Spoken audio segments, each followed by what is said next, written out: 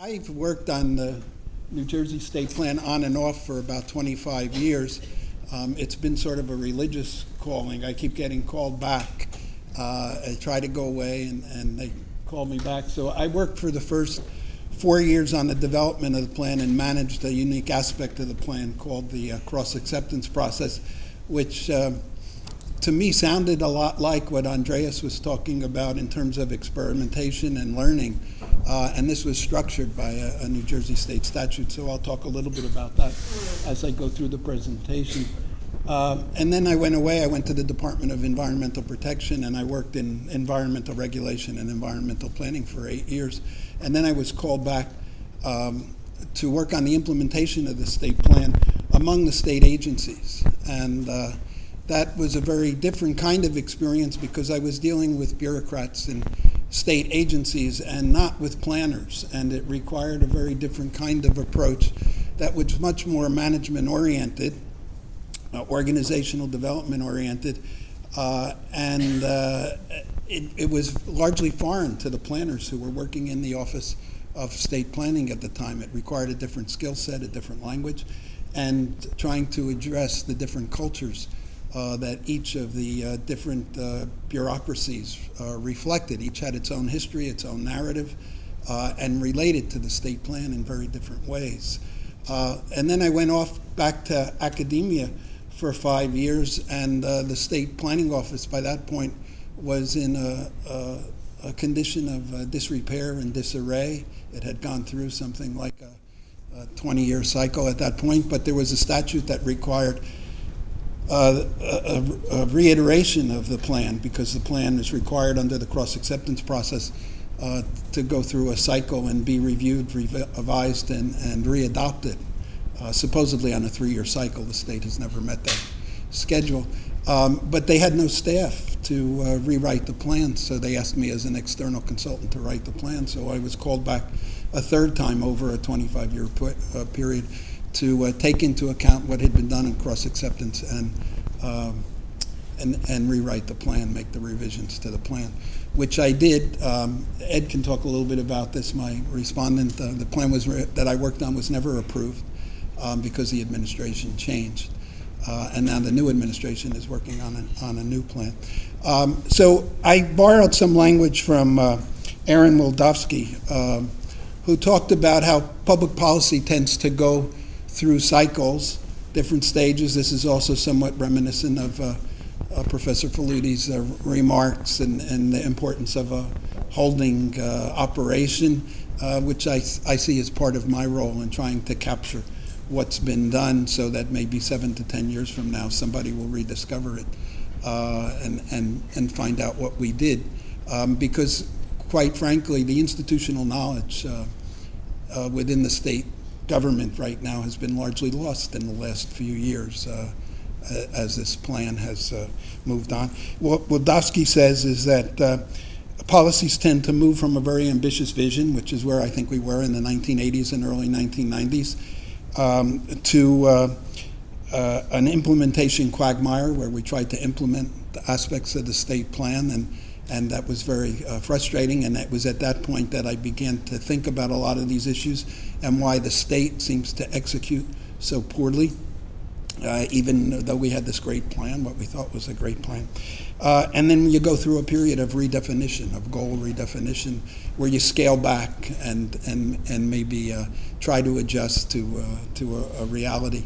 When I tried this on some of my former colleagues in state government and suggested that this was a cycle that we went through, they told me that I was being entirely too analytical and too devoid of emotion, and I sounded too much like a British civil servant.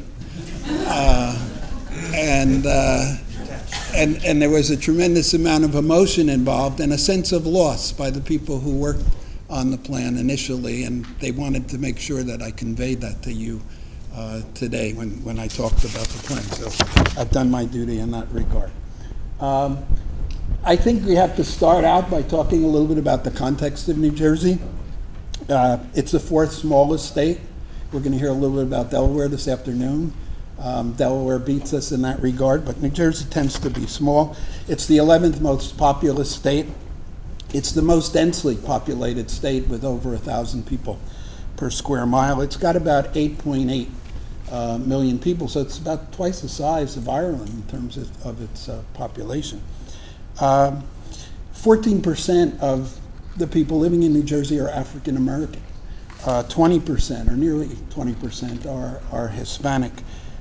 It's got the second largest Jewish population in the country, the second largest Muslim population in the country, the second largest Cuban population in the country, and it's got a substantial number of Italians, Irish, of recent vintage is a lot of Brazilians and Portuguese also.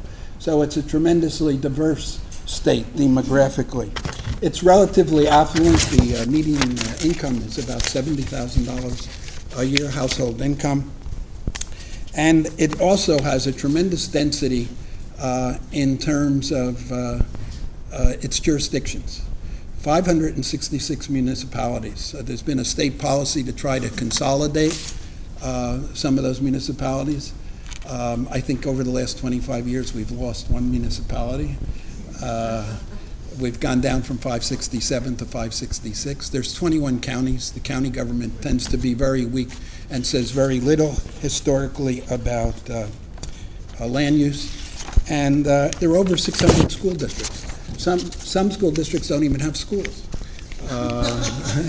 in New Jersey. So we're dealing with a tremendous amount of jurisdictional fragmentation.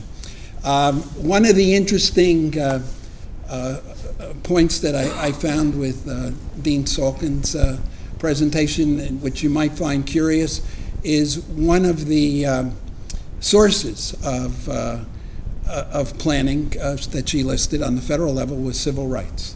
And this is probably one of the more curious aspects of New Jersey state planning tradition, is the planning really came out of the Mount Laurel decision, which some of you may be familiar with, but it had to do with a fair housing decision and trying to break down the exclusionary zoning that was being exercised by the suburbs in New Jersey.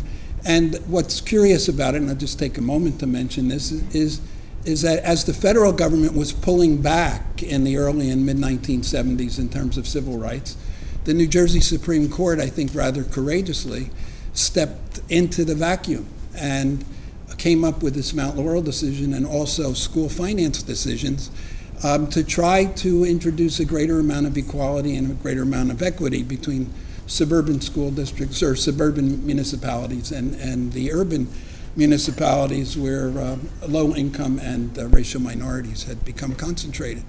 When compared to other state experiences in the United States, this seems kind of odd that this should come out of a civil rights background, but we could go back. I could make my paper even longer and go back to Brown v. Board of Education in 1954 in the school education cases, and the fact that the New Jersey Supreme Court was reacting to the fact that the federal government was begging off the implementation of the Brown v. Board of Education decision in making this housing decision. And that's what fostered state planning in New Jersey in the 1980s, because they said that the housing allocations that needed to be allocated to suburban municipalities ought to be accompanied by a sound planning program.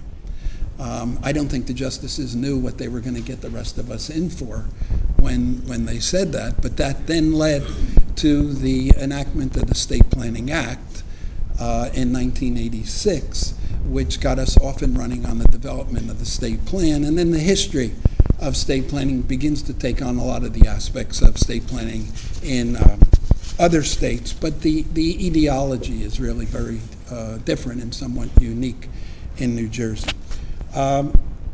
The case for a state plan was a strong one. It had to do with the fact that state government had grown tremendously throughout the late 1960s and 1970s. In fact, state government was significantly professionalized during this period, and the bureaucracies had grown tremendously. So by the 1980s, state government was about 60 to 70,000 employees, a budget of about $20 billion, and was having a significant impact on the economy of the state as well as on its multiple jurisdictional layers.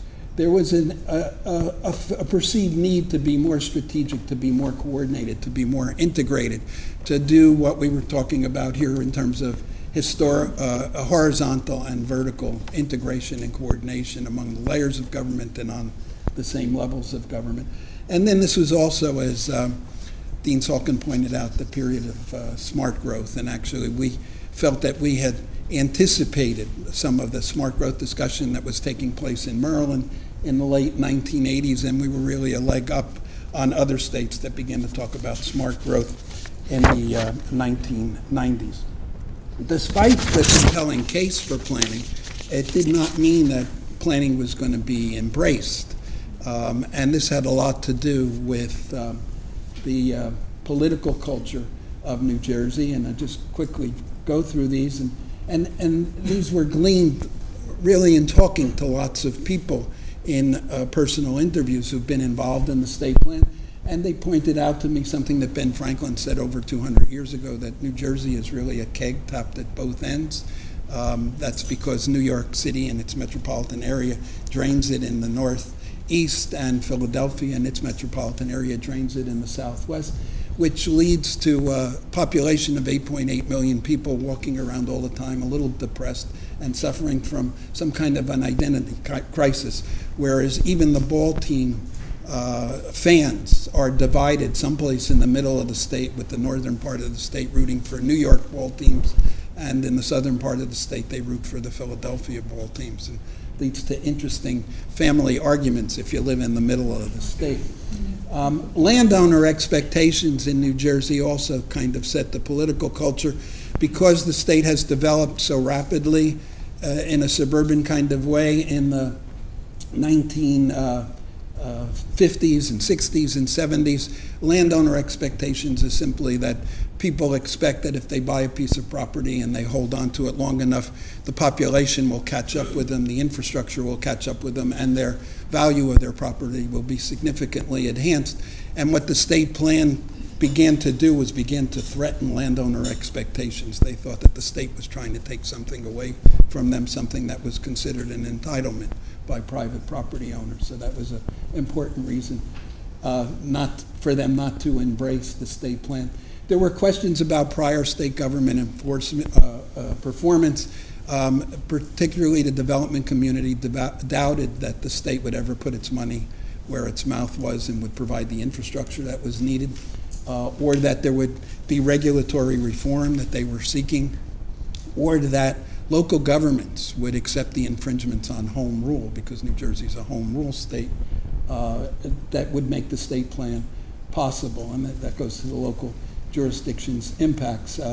We talked a little bit, or Dean Salkin talked a little bit about the importance of local jurisdictions and home rule. Home rule is very much alive and well in New Jersey, and local public officials tend to take home rule very seriously.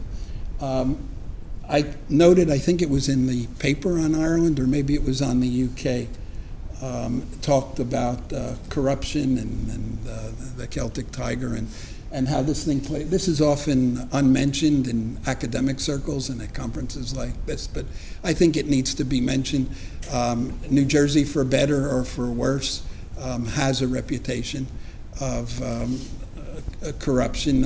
Some of it may be exaggerated, I don't know, but it seems to be promoted by a number of recent popular television programs and recently published books, which just reinforce that. And I think it needs to be mentioned because land use is so often at the center of political corruption, so that needs to be mentioned. Nevertheless, we as idealistic young planners, perhaps a little bit naive, developed what we thought was a plan that was going to be on the cutting edge. The plan substantively included and actually anticipated most of the principles of smart growth and new urbanism, which we were very proud about. It was divided up into statewide strategies and policies.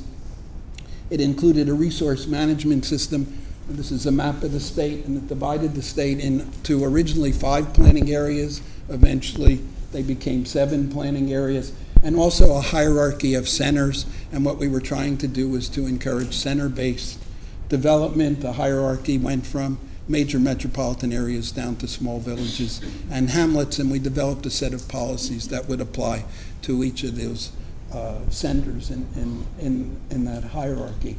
The way this was all going to be done was legislatively mandated. This cross-acceptance process, we first had to convince people that cross-acceptance was not a religious convergence process. It was, in fact, a way of comparing and contrasting local plans with the state plan and trying to identify where the differences are and where the similarities are, and to try to negotiate or mediate those differences, which sounds a lot like the learning process that Professor Faludi was talking about. The cross-acceptance process has been hailed in some quarters as a great example of collaborative planning in the United States. Actually, I think when you get close to it, and I say this in my paper, it may not be such a great example, but there was significant learning that went on. In each of the three cross-acceptance processes, the problems are that there were differences, significant differences within each of those three experiences. The first time out, we were mainly informing local jurisdictions what we were going to do, and there was a lot about trust building and relationship building. The second cross-acceptance process went much better because of the groundwork that had been laid the first time, and the third process really kind of fell apart because of actions that had been taken by the state and the amount of mistrust that had been engendered by the state among local jurisdictions. So there was a kind of pulling back and disrespect. 1 minute I have for the cross-acceptance process. Let me just quickly touch on these. The meat of the paper deals with the valuable lessons learned, and there are a number of very valuable lessons. There are about 15 or 16 lessons that are learned in the paper that I think may be instructive. I tend to avoid recommendations because I respect that your situations may be so different from what we were working in New Jersey, but I think the lessons learned are valuable, and you may want to think about them and then apply them to your own situations. First of all, I wanted to mention that there were benefits, so I don't want the valuable lessons learned to appear too negative, because the benefits also need to be stressed. There were certain original sins. The original sins had to do with the statute and flaws in the statute. Again, not a religious thing. There were problems of politics and political leadership, inconsistencies, disruptions, the fact that the plan seems to require a gestation period of at least 2 terms for governors. They like to get to it in their second term, not in their first term, and we haven't had a lot of 2-term governors in New Jersey since the 1980s. There were mistakes made by the planners and the planning process itself, things that they didn't produce that they should have produced as part of the planning process. Those are also contained in the paper. The absence of an implementation strategy. Nobody thought about implementation. We were too focused on developing the perfect plan. And maybe we wouldn't have developed the perfect plan if we had thought a little bit more about implementation and what needed to be done in terms of implementation. And I think the planner's role. We learned some valuable lessons about the planner's role in that when the planners started, most of them were young, relatively inexperienced. The director hired a lot of planners. This was supposed to be their second job. We had a lot of energy, a lot of zip, but we thought we were going to change the world. And the planner's role, we learned, is not to change the world. The idea of a big, bold plan really didn't sufficiently take into account what was already on the ground and what people were already doing. And what we were trying to do was kind of patch things and try to improve things. But the big, bold vision somehow began to get lost as we got involved in the quagmire of implementation. There were lots of benefits, and again, the paper goes into much more detail, but I think the cross-acceptance process taught us a lot about governance and what needs to happen. There were some benefits in terms of urban revitalization, which New Jersey suffers from some of the worst conditions in its older inner city areas. There was a tremendous initiative in terms of conservation and preservation, particularly under the Whitman administration, in terms of acquiring large amounts of land. There was a development of an inside and outside growth management strategy. So there was an understanding that was engendered that had to do with the fact that the outlying areas, the fringe of the metropolitan area, and the growth that took place there had a direct impact on what was going on in the inner city areas, and that there was a need to begin to coordinate the sprawl growth on the fringe with trying to create more intensive infill growth on the inside. And we did a lot of experimentation with innovative design and development around center-based development, around transit-oriented development, about trying to increase densities in urban areas, and there were significant learnings about that as well. The new administration, which I've maintained some distance from, but my respondent can speak to, decided not to go with the plan that I worked on several years ago, but 2 years into the administration now released the state strategic plan, which is now being considered. As I say, it conforms to this notion that the goals have been redefined. It's staying away from the cross-acceptance process as being too controversial. It's pretty much eliminated the map, which was the source of tremendous controversy, and it's tending to focus on state agencies and departments and not engaging in a lot of dialogue, as far as I can tell, with local jurisdictions, which considerably scales back the nature and the impact of the plan, which again I think fits with what Professor Faludi was saying in what was going on in Europe. It seems to also be going on in New Jersey simultaneously. So I'm already out of time. I'll turn it over to my respondent, if that's okay.